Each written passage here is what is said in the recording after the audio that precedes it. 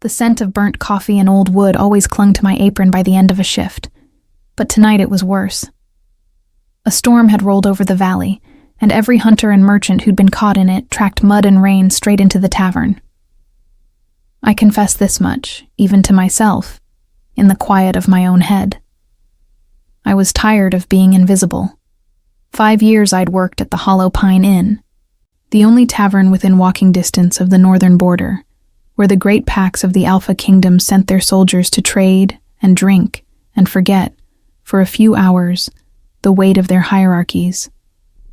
5 years of refilling tankards for men twice my size who never once looked at my face, only at the tray in my hands, or through me entirely, the way you'd look through a window. I didn't blame them. I'd learned a long time ago that pale hair and a quiet voice didn't draw attention in a world built for wolves who measured worth in strength and bloodline. I was human, fully, plainly human. In a town that orbited the moon-blessed packs the way moths orbit a flame, close enough to feel the heat, never close enough to be consumed by it. That suited me fine. I'd seen what happened to women who got too close to that fire. Table 6 needs another round, Josie, and don't dawdle. The Voss envoy's getting restless. Mira called from behind the bar, not unkindly. She was the only one here who used my name instead of just snapping her fingers. I balanced the tray and wove between tables. Between boots and broadswords leaned carelessly against chair legs. Between conversations in low growling tones I'd long since trained myself not to listen to. That was a rule I kept, quiet as a held breath. Don't listen to what the wolves discuss when they think no human is paying attention. Curiosity got people killed in towns like this. It was raining harder when I reached the corner table. The one always left empty. The one nobody sat at without invitation. Tonight, an envoy in deep gray furs occupied it, flanked by 2 silent guards. I set down their drinks and turned to go, eager to disappear back into the noise. You, girl. I stopped. The voice belonged to the envoy, and something in his tone made the hair on my arms rise. Not fear, exactly, but the particular alertness you learn when you've spent your whole life being the smallest thing in every room. Yes, sir? You're the one who delivers the supply orders to the Eastern Keep, aren't you? The healing house? I blinked. Sometimes, when Mira needs an extra hand, and old Thomas can't make the ride. The envoy studied me with an unreadable expression, the kind wolves wore when they were deciding whether something was useful or simply in the way. There's a position opening, permanent. The Alpha King's household needs someone to bring meals to his private chambers, someone who won't gossip, won't stare, won't ask questions. His eyes flicked over me, dismissive and assessing all at once. You seem unremarkable enough. It should have stung. Instead, something in my chest went very still, the way it does right before you step off solid ground. I knew the stories, of course. Everyone in the valley did. King Orion, ruler of the Thornfield Pack, the strongest alpha bloodline in 3 territories, struck down 20 years ago by something no healer, no witch, no traveling physician had ever named, paralyzed from the chest down since before I was even born. He ruled from a chair carried by 4 men, his voice still law, his body a cage he'd never escaped. They said he hadn't left his keep in over a decade. They said his temper had grown as still and cold as his legs. They said many things, and I had learned not to trust half of what people said about men they feared. I have a position here, I said carefully, at the inn. This pays 4 times what you make pouring ale.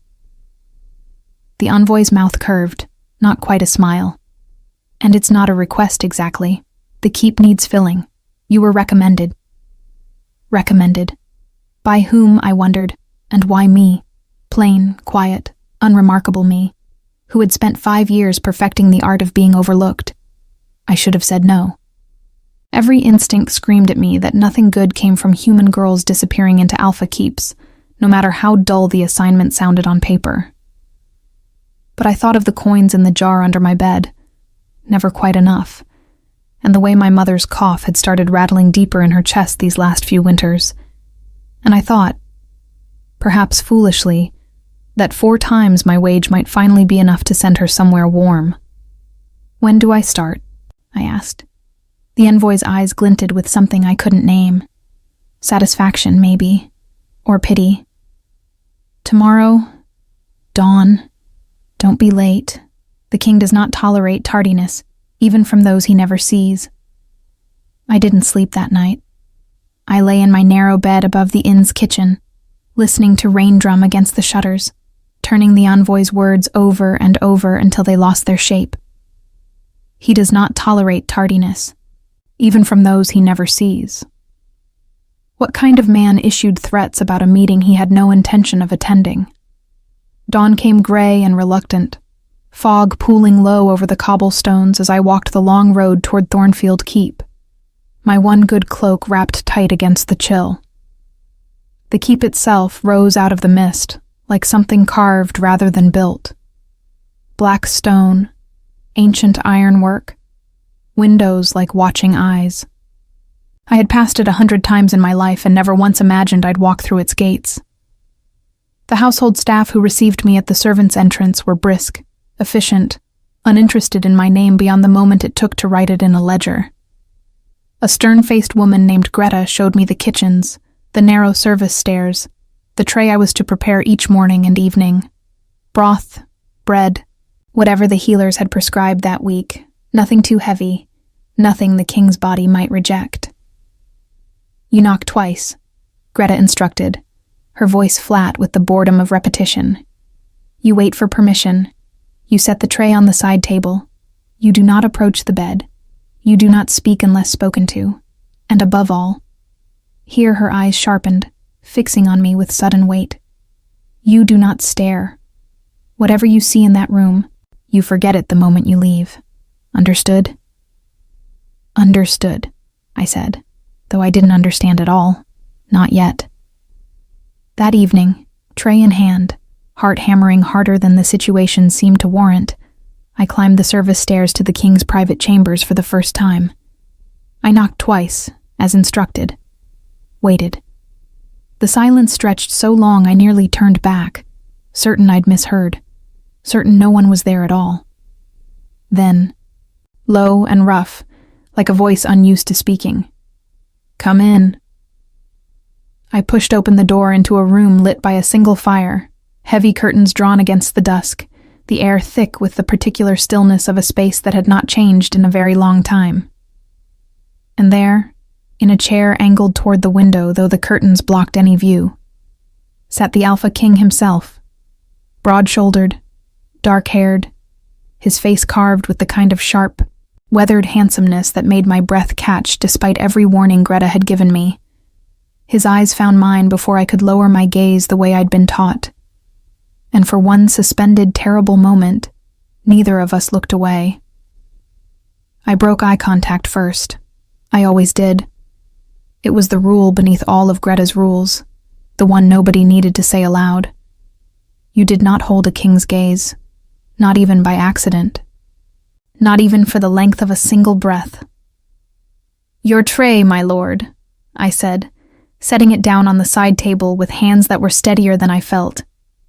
"Broth, and the bread the healer requested.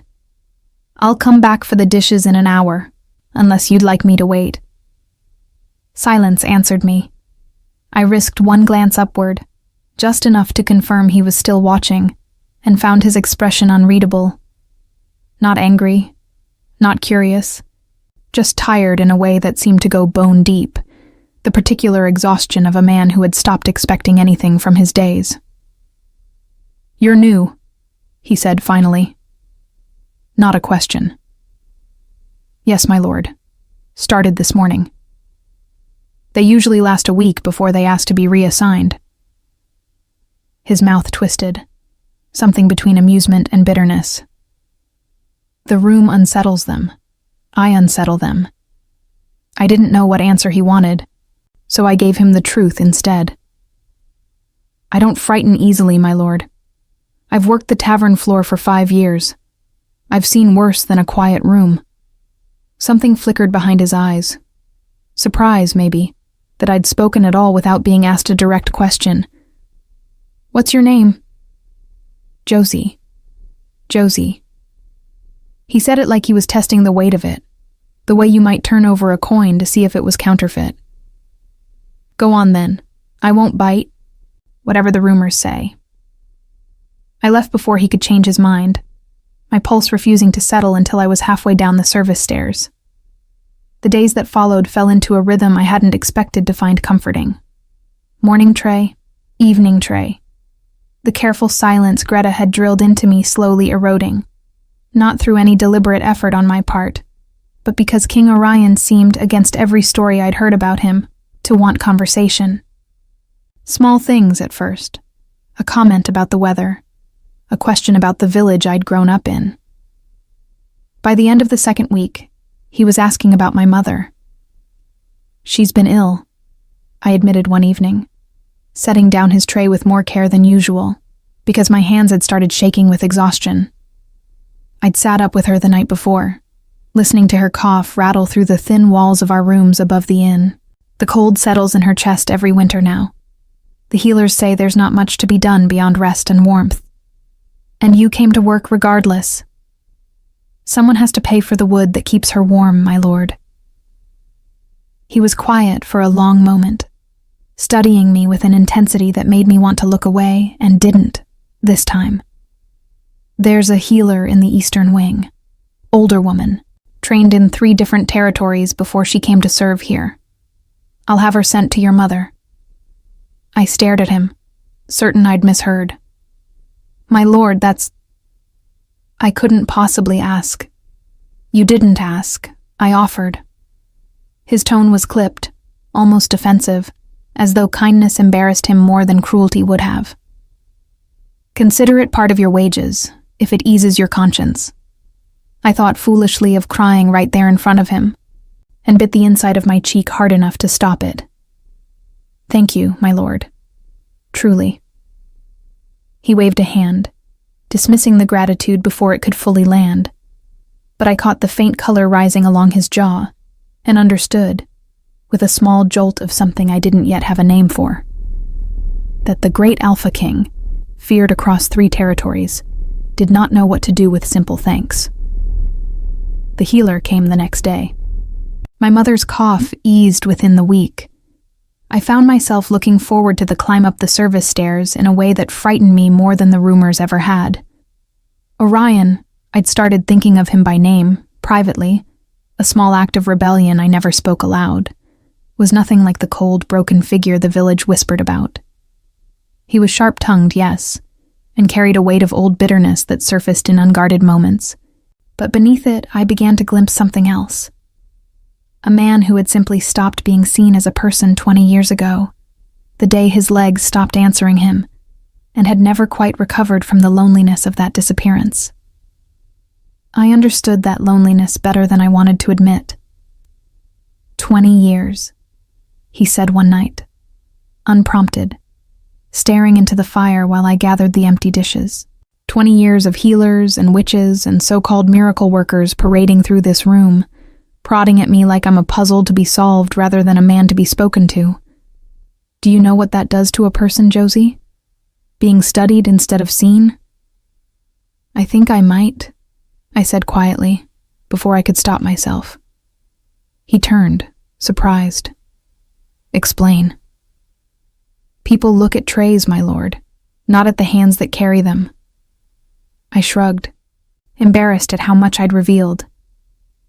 "It's not the same as what you've endured, but I understand what it is to be in a room full of people and still be invisible." For a long moment, he said nothing, then quietly, "You're not invisible to me."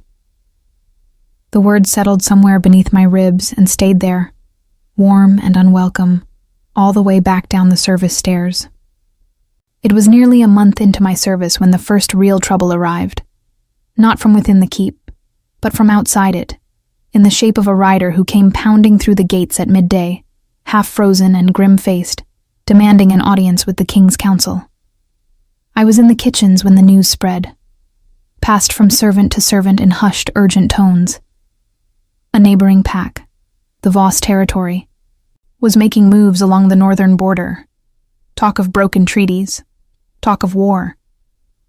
That evening, when I carried Orion's tray upstairs, I found him not in his usual chair by the window, but near the hearth, a council member's hurried departure still hanging in the air like smoke. "You've heard, I assume," he said without preamble. "Everyone in this keep has ears, even the ones who pretend not to." "I heard rumors, my lord, nothing certain." "The Voss envoy who recommended you for this position." He paused, and something in his face went carefully still. "He's the same envoy now threatening to march soldiers across my border. Did you know that?" My stomach dropped. "No, my lord, I didn't." "I believe you." His eyes searched mine, and whatever he found there seemed to ease some private tension in his shoulders. "But understand this, Josie.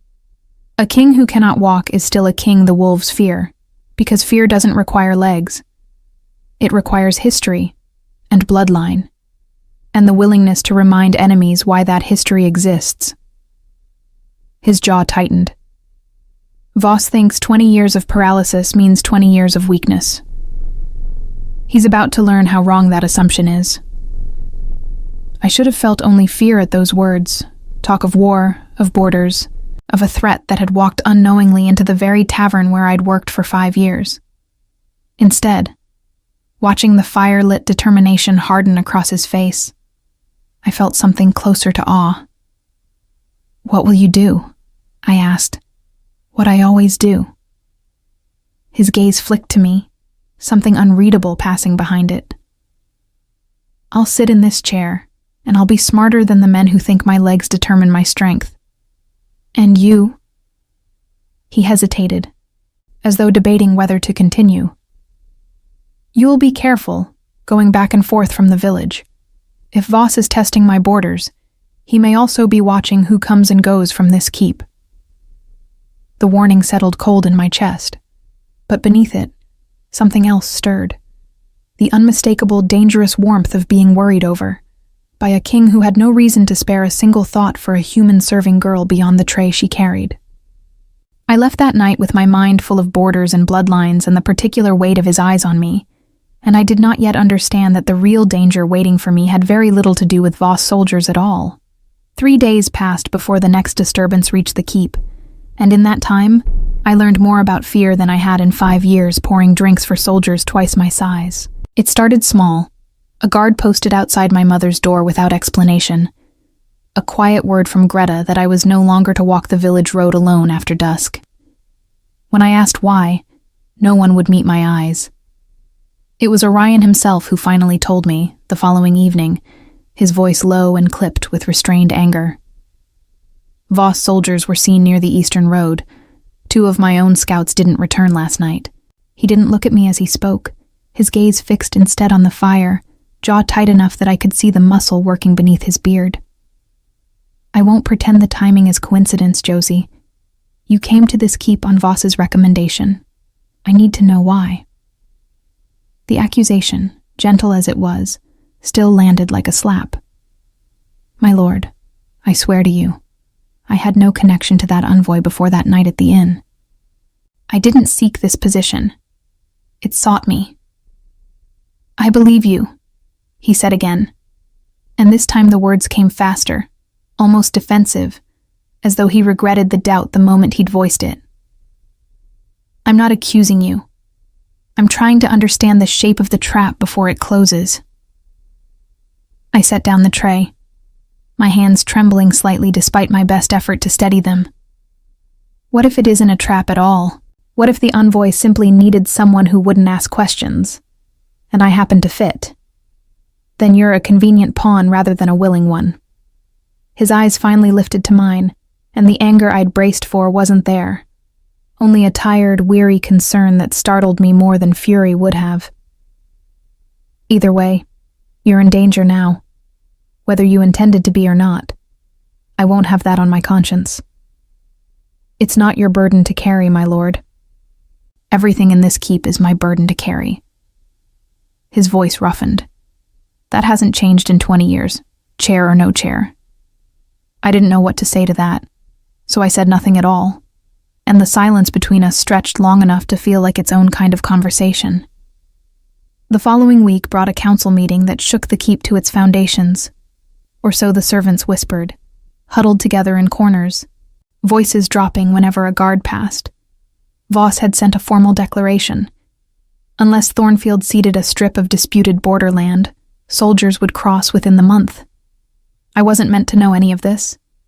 Trays did not carry opinions, and serving girls were not invited to war councils. But Orion, in the quiet hours after each council session ended, began telling me anyway. Fragments at first, then fuller accounts, as though the act of speaking the worry aloud lightened something in his chest that 20 years of silence had only made heavier. "They think because I cannot stand to greet them, I cannot stand against them," he said one night, bitterness sharp in his voice. Voss has built his entire strategy on that miscalculation. "Is he wrong?" I asked, daring more than I should have. Orion's gaze snapped to mine, surprised, and for a moment I feared I'd overstepped badly enough to end my position on the spot. Then, slowly, the corner of his mouth lifted. Not quite a smile, but close enough to startle me further. "No," he said, "he's catastrophically wrong, and I intend to make that very clear." I found myself smiling back before I could stop myself, and something passed between us in that moment, quick, warm, entirely unspoken, that I chose not to examine too closely on the long walk home. It was 3 nights later that the real danger arrived, sudden and violent enough to scatter every careful rule Greta had ever taught me. I was climbing the service stairs with the evening tray when shouting erupted below, guards' voices, urgent and overlapping, followed by the unmistakable clash of steel. My first instinct was to freeze. My second, stronger instinct sent me running upward instead of down, toward the one room in this keep I knew, without question, needed warning. I burst through Orion's door without knocking, the tray forgotten somewhere on the stairs behind me. He looked up sharply from his chair, alarm flashing across his face at the sight of me disheveled and breathless. "Josie, what?" "Soldiers, my lord, inside the walls. I heard fighting near the lower hall." His expression hardened instantly into something I hadn't seen before. Not the tired bitterness of a man confined to a chair, but the sharp, commanding focus of a king assessing a battlefield. "The bell rope, by the window. Pull it 3 times, hard. That signals the inner guard." I obeyed without hesitation, yanking the heavy rope until my arms ached, and somewhere below, a deep bell began tolling through the keep's stone halls. "Now get behind the desk," he ordered, already reaching for the blade kept always within arm's reach of his chair, a habit I'd noticed weeks ago and never questioned. "If anyone comes through that door who isn't wearing Thornfield colors, you do not hesitate, you do not negotiate. You run. I'm not leaving you, Josie." His voice cracked like a whip, sharper than I'd ever heard it. "I cannot stand to defend this room. I can still use my hands, and I will, but I need you safe while I do. Please."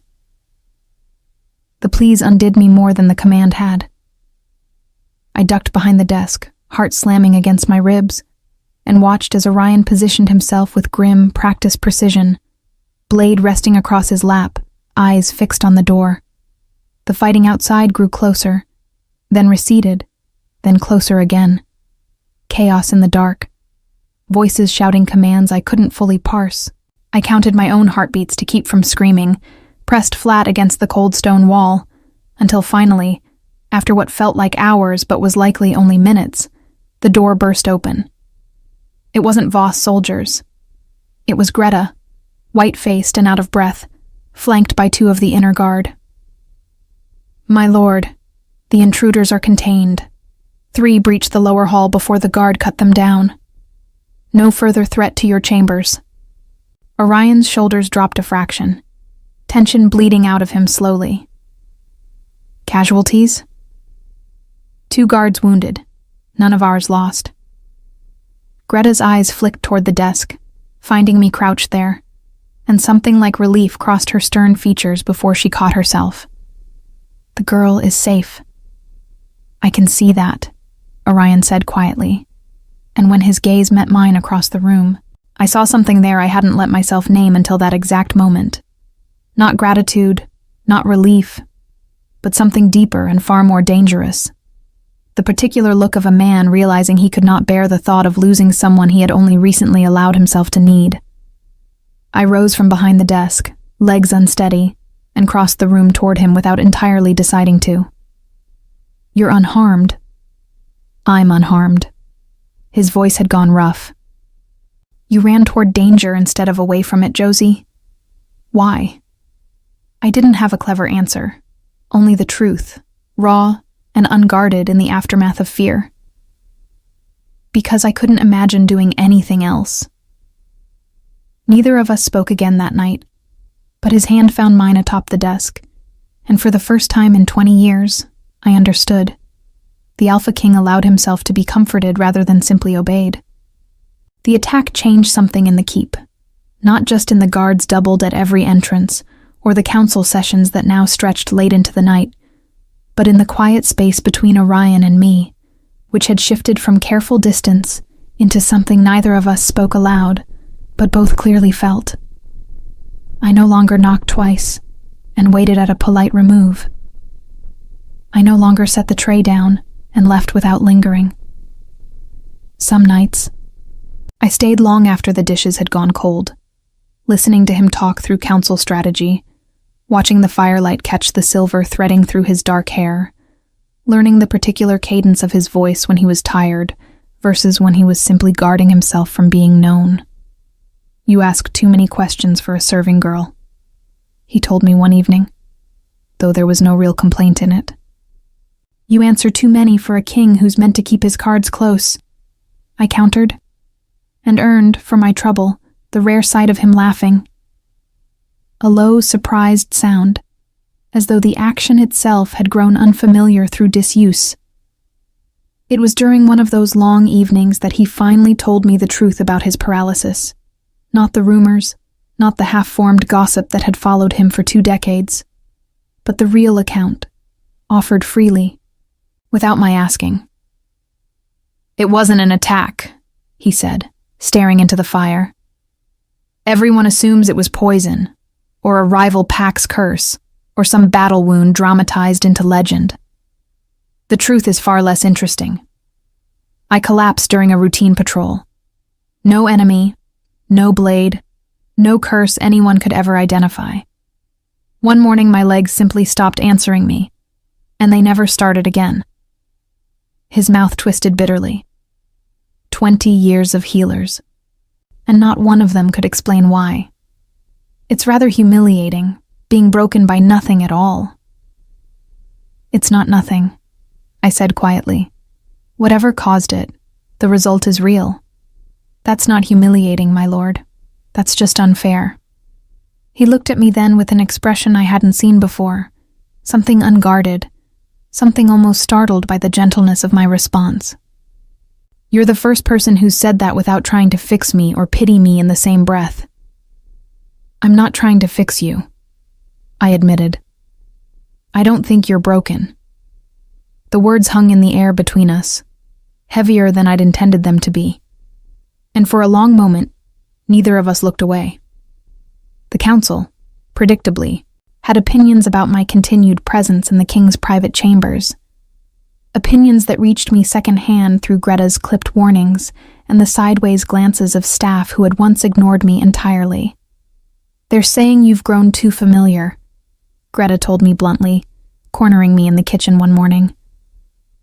A human serving girl, alone with the king at all hours. You understand how that looks, Josie, regardless of how innocent it may be.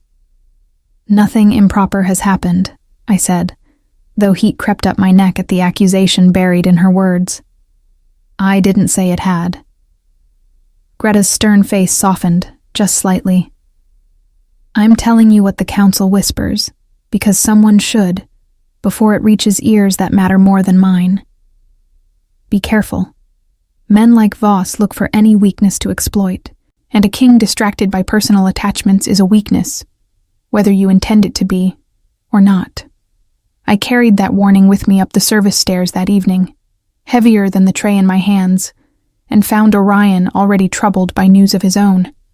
Voss has requested a formal audience, he said without preamble. 2 days from now. He claims it's to negotiate peace terms regarding the border dispute. His expression darkened. I don't trust a single word of that claim. What do you think he actually wants? To see for himself whether I'm as weak as he's been told. Orion's jaw set hard. And likely to test whether I have anything, or anyone, left worth protecting, that he might use as leverage. The implication settled cold in my stomach. Me. He didn't deny it. I won't let that happen, Josie. Whatever Voss intends, I won't let you become a casualty of his ambitions. I'm not asking you to protect me at the cost of your kingdom, I said, my voice steadier than I felt. I came here to bring you meals and stay out of your council's business. I never meant to become anyone's leverage. You didn't choose this, he said, but I find myself unwilling to simply hand you back to a life where you're invisible again, regardless of what the council whispers. His eyes held mine, dark and unflinching. That should frighten me more than it does. Why doesn't it? Because for the first time in 20 years, he said quietly, I'd rather be afraid of losing something than numb to having nothing left to lose at all. The audience with Voss arrived 2 days later exactly as threatened, and I watched it unfold from the shadowed edge of the Great Hall, dismissed by protocol to the servants' gallery, but unable to stay away entirely. Voss strode in with the same cold confidence I remembered from the tavern, flanked by guards in dark gray, his eyes sweeping the hall with the practiced assessment of a man calculating advantage before a single word was spoken. Orion sat at the head of the hall in his chair, flanked not by weakness, but by an unmistakable, deliberate display of command. Council members standing at sharp attention, guards positioned with calculated precision, every detail arranged to remind the room exactly whose territory this remained. 20 years, Voss said, not bothering with pleasantries. And you still play king from a chair, Orion. 20 years, Orion replied evenly. And Thornfield still stands while your border raids accomplish nothing but wasted soldiers. I'd reconsider which of us is playing at strength, Voss. The exchange that followed was sharp, layered with threats wrapped in diplomatic language, and I understood perhaps half of the political maneuvering at play, but I understood completely the moment Voss's gaze flicked toward the servants' gallery, toward me, with a slow, deliberate cruelty that made my blood run cold. I hear your household has grown rather attached, Voss said, his voice carrying easily across the hall. A human girl, wasn't it? Recommended for her unremarkable nature. How interesting that unremarkable has become so noteworthy.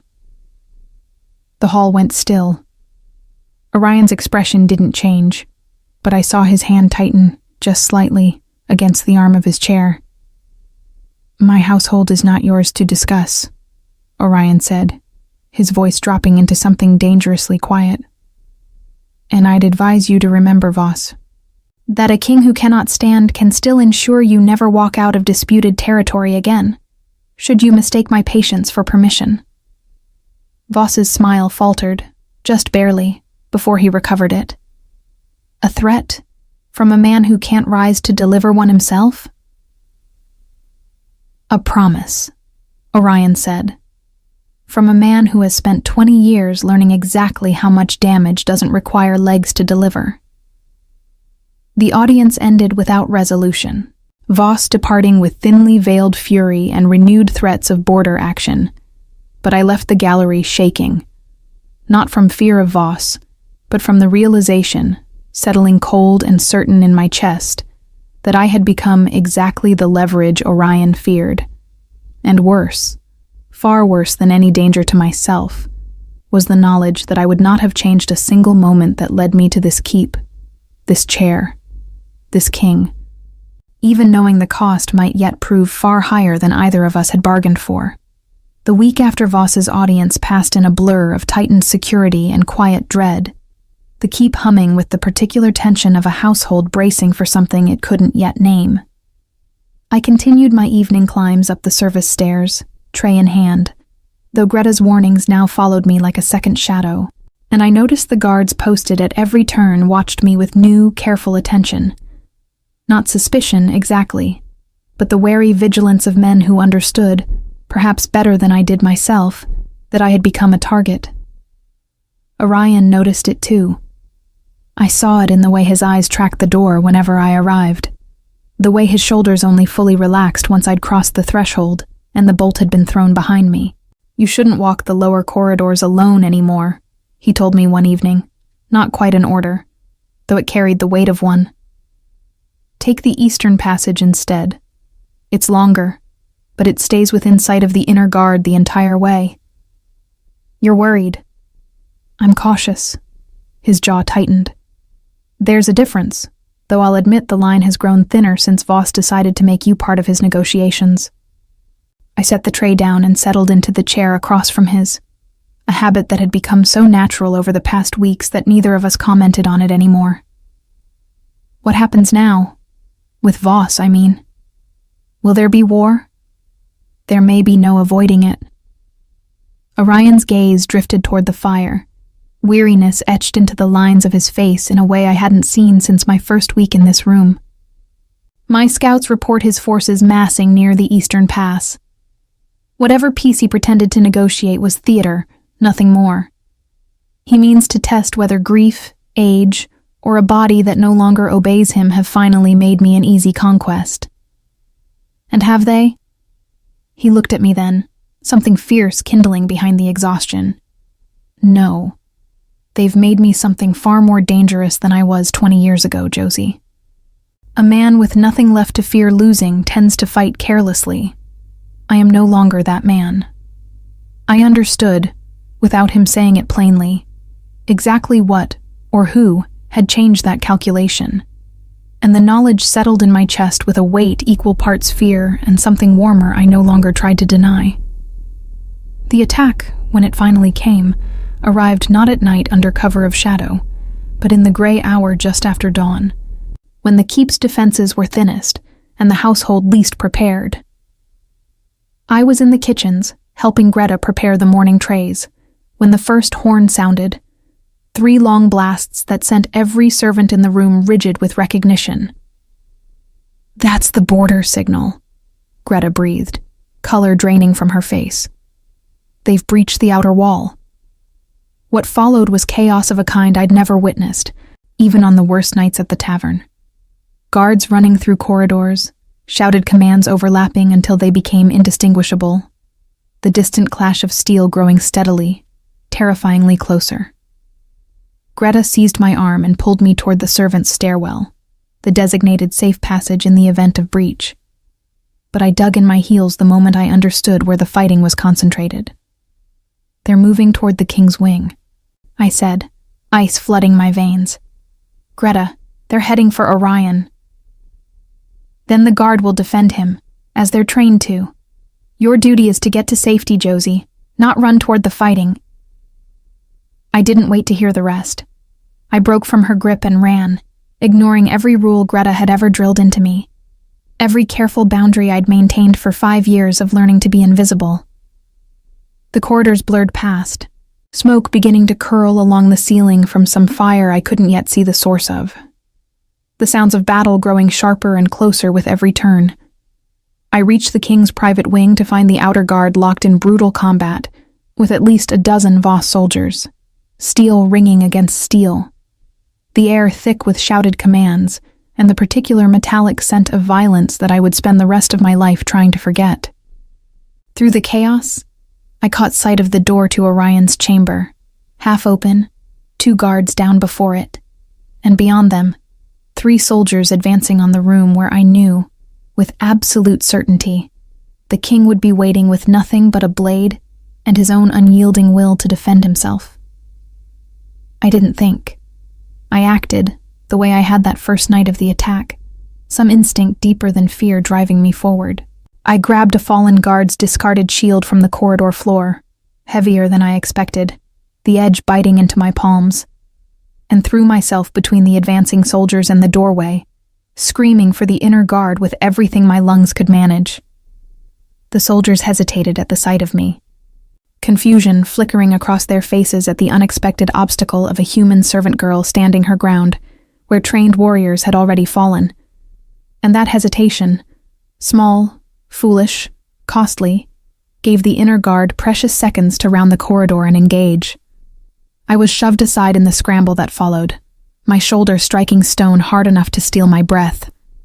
But I scrambled upright and pushed through the door into Orion's chamber regardless. He was exactly where I'd feared and hoped to find him. Chair angled to face the entrance, blade drawn, eyes blazing with a fury I'd never witnessed in him before. Relief and terror crossed his face in the same instant he saw me. "Josie, get behind."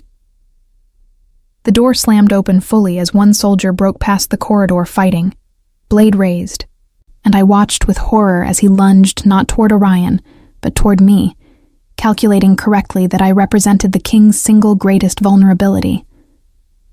What happened next, unfolded in fragments I would replay for the rest of my life. Orion's roar of fury as he hauled himself forward in the chair with strength I hadn't known he possessed, his blade catching the soldier's strike at the last possible instant. Steel meeting. Steel close enough that I felt the displaced air against my face. The soldier staggered back, recalibrating his attack. And in that single suspended moment, Orion's eyes met mine. "Move," he commanded, voice raw with desperation. "Now, Josie." I scrambled sideways as the soldier renewed his assault, and what I witnessed in the next several seconds defied every story I'd ever heard about the king's 20 years of helplessness. Confined to his chair, Orion fought with the brutal, economical precision of a man who had spent 2 decades training his upper body to compensate for what his legs could no longer provide. Each strike calculated, each block absolute, until the soldier who had underestimated a paralyzed king lay defeated at the foot of his chair, disarmed and bleeding from a wound that would heal far better than his pride. The inner guard flooded through the doorway moments later, securing the room, and the larger battle beyond gradually fell into the particular ringing silence that follows violence finally spent. I sat frozen against the wall where I'd scrambled for cover, watching Orion's chest heave with exertion, his eyes finding mine across the wreckage of the room. "You could have died," he said, voice shaking with something far more raw than anger. "Running into that corridor. Josie, you could have died. And for what? For me?" "Yes," I said simply, because there was no other honest answer left in me. "For you." The aftermath of the attack stretched across days that blurred together. Wounded guards tended, the breach in the outer wall repaired, council sessions convened to determine Thornfield's response to what could no longer be dismissed as mere border posturing. Voss had overplayed his hand catastrophically. Word spread quickly through the territories that the Alpha King, far from the broken figure rumor had painted, had personally repelled an assassination attempt from a wheelchair, and the political tide began shifting in ways even Orion hadn't fully anticipated. But none of that mattered to me nearly as much as the quiet hour, 3 nights after the attack, when Orion asked Greta to leave us alone in his chambers, and I understood, with a tightening in my chest, that whatever conversation waited would change everything between us. "I've spent 20 years believing my body made certain things impossible for me," he said, staring into the fire rather than at me, his voice unusually unsteady. "Not just walking, not just defending my own halls without strategy and compensation. I believed, convinced myself, rather thoroughly, that I had no business wanting anything beyond survival and duty.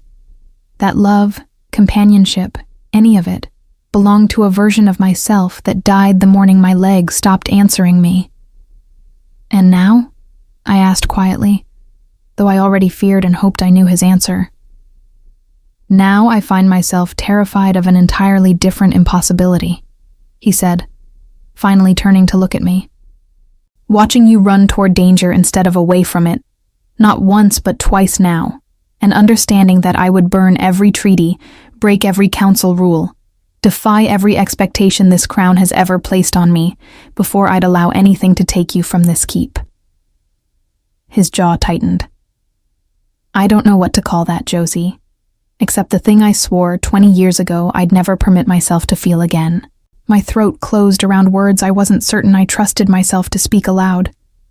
My lord, Orion, he corrected, soft and certain. Just Orion, please. Orion, I repeated, and something in his expression broke open at the sound of his own name, stripped of title, offered freely. I came to this keep to deliver trays and stay invisible. I never expected. I gestured helplessly between us, unable to find adequate words for everything that had grown in the space of these past weeks. I never expected to matter to anyone the way I seem to matter here. To you. You matter, he said, voice rough with conviction. More than this crown. More than this chair.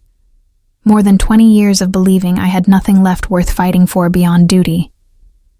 You walked into a room full of soldiers with nothing but a shield and stubbornness. And you didn't hesitate, Josie. Not once. I have commanded armies who hesitated less bravely than you did in that corridor. I crossed the room without deciding to, kneeling beside his chair so our eyes met level for the first time since I'd entered this room weeks ago. I wasn't being brave. I simply couldn't imagine a version of that morning where I didn't try.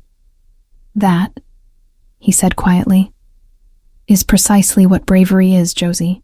The people who claim otherwise have simply never loved anyone enough to test the theory. The word love settled between us, unhurried and entirely unafraid, and for a long moment neither of us moved to fill the silence that followed, content, instead, to simply exist in the quiet certainty of having found, against every expectation either of us carried into that room, exactly where we belonged. The council, predictably, took longer to accept what Orion had decided in the space of a single conversation. There were objections, quiet ones, murmured in corridors, regarding propriety and bloodlines and the political complications of an alpha king, choosing a human companion over the more traditional alliances his advisors had long assumed he'd eventually entertain. But Orion, having spent 20 years being underestimated by enemies and overlooked by allies in equal measure, proved entirely unmoved by objections that no longer carried any weight against the clarity of what he wanted. Thornfield has survived 2 decades under a king the territories assumed was finished, he told his assembled council, voice carrying the particular authority that no chair, no paralysis, no 20 years of doubt had ever managed to diminish. It will survive this decision as well, and any advisor who believes otherwise is welcome to test that theory against the same blade that turned back Voss's assassins 3 nights past. No one tested the theory. Voss, for his part, retreated from the border within the month, his political standing among the territories badly damaged by the failed assassination and the subsequent revelation of Orion's continued, formidable capability. The disputed land remained Thornfield's, secured not through war, but through the simple, undeniable proof that underestimating a king confined to a chair had cost Voss far more than the conflict had ever been worth. My mother, fully recovered under the care of the keep's healer, moved into modest rooms within Thornfield's village before the season turned, close enough that I visited every week, far enough that she maintained the quiet independence she'd always valued. She met Orion only once, in the early days of that following spring, and I watched with quiet amusement as the Alpha King who had faced down assassins without flinching seemed entirely undone by the prospect of a mother's careful scrutiny. He's stubborn, she told me afterward, with the particular satisfaction of a woman who recognized a kindred trait. Stubborn and entirely smitten, and I imagine he'll drive you half mad within the decade. You have my blessing, for whatever that's worth to a king. It's worth everything, I told her, and meant it entirely. I never returned to the tavern, though I visited Mira often enough that the gap in my absence never quite hardened into distance. The Hollow Pine Inn remained, much as it always had, a way station for soldiers and merchants passing through a valley that no longer feared, quite so deeply, the shadow of Voss's ambitions along its northern border. What changed instead was everything within Thornfield. Keep itself, not dramatically, not all at once, but in the steady accumulation of small certainties that built, day by day, into something neither Orion nor I had dared imagine possible in those first careful weeks of trays and silence and rules about not staring. He still could not stand. 20 years of unexplained paralysis had not reversed itself through love or determination or any of the convenient miracles certain old tales might have promised. But I had learned, in the months since that first knock on his chamber door, that strength had never required legs in the first place. Not for Orion, who had defended his halls and his crown, and eventually me, from a chair that the territories had once mistaken for weakness. And not for myself, who had spent 5 years believing invisibility was the safest thing a human girl could offer a world built for wolves, only to discover that the bravest thing I'd ever done was stop hiding at all. On the morning Orion asked me, quietly and without ceremony, to remain in Thornfield not as a servant carrying trays, but as someone he intended to build the rest of his life around, I said yes before he'd even finished the question. Not because the answer required thought, but because I had known it, with quiet certainty, since the night I'd thrown myself between a soldier's blade and the man I'd once been warned never to stare at directly. The council formalized what we both already understood within the season. The territories, slowly, grudgingly, came to accept what Voss's failed ambitions had inadvertently proven beyond doubt. That Thornfield's king, paralyzed or not, remained exactly as formidable, exactly as worth fearing and respecting, as he had been before illness ever touched him. And that the quiet, unremarkable serving girl who had once delivered his meals in careful silence had become, in her own right, someone the keep now spoke of with the particular reverence reserved for those who had proven their worth. Not through bloodline, but through choosing courage when every easier path lay open before her. I think often of that first night, the rain against the tavern windows, the envoy's dismissive assessment of my unremarkable nature, the long walk through fog toward a keep I never imagined I'd call home.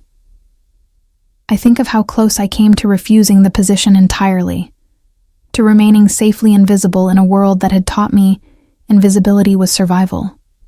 I am glad, beyond any words adequate to the feeling, that I said yes instead. 20 years of paralysis. No healer or witch or traveling physician had ever managed to cure. But sitting beside Orion now, watching firelight catch silver in his dark hair, while he laughs at something our young niece has said during her visit from the village, I understand finally what no medicine in 3 territories had ever offered him. Not a cure for what his body could no longer do, but a reason, entirely his own, to stop measuring his worth by the things he'd lost, and start measuring it instead by everything he'd finally allowed himself to keep.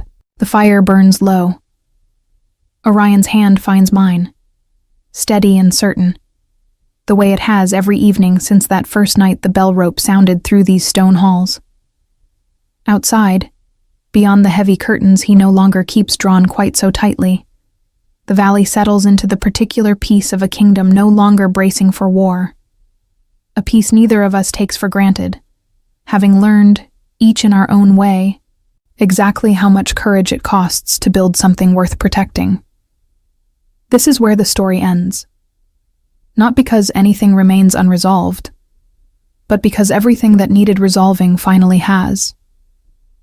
The king who learned his strength never depended on his legs.